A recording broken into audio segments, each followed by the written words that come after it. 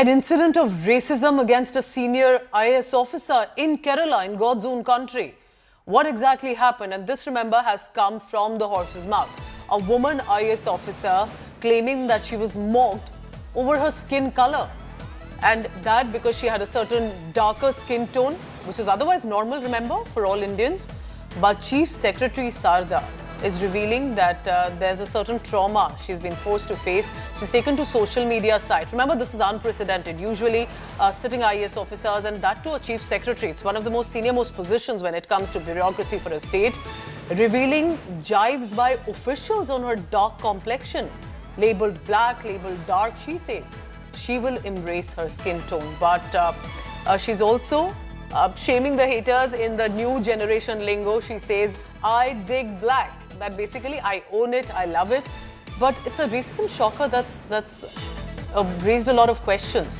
You rise to the top bureaucratic position in your state, in the country, and then you have to face such incidents of racism. Shibimol KG joins me for the latest on that. Shibimol, tell us more about this post, because I don't think ever a Chief Secretary position holder has taken to social media with such a personal unraveling of what happened.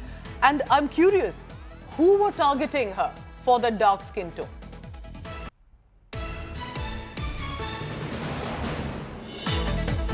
Shibimol, good morning. Can you hear me? Hello? Hello?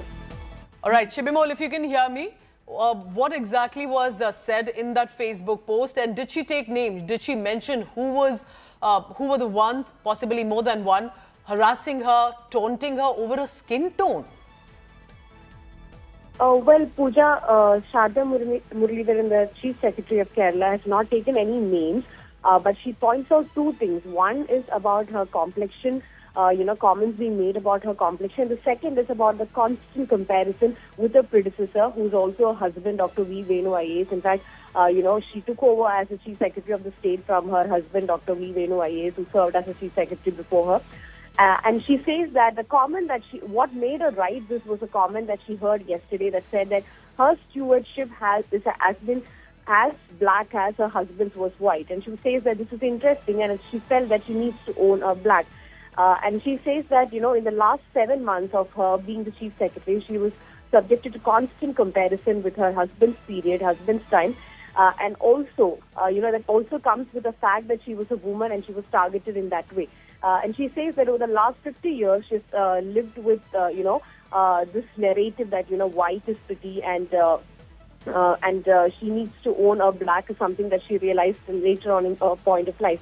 And she also points out that, as a kid, as a 4-year-old, she has asked her mother if she can be put back in her womb and, she can take birth again as all white and pretty. But she says that all this narrative changed after she had her children who owned the black heritage, who made her realize the beauty of this color, the beauty of this complexion, and it's black is black. And she, very clearly points out that I dig black and black is beautiful.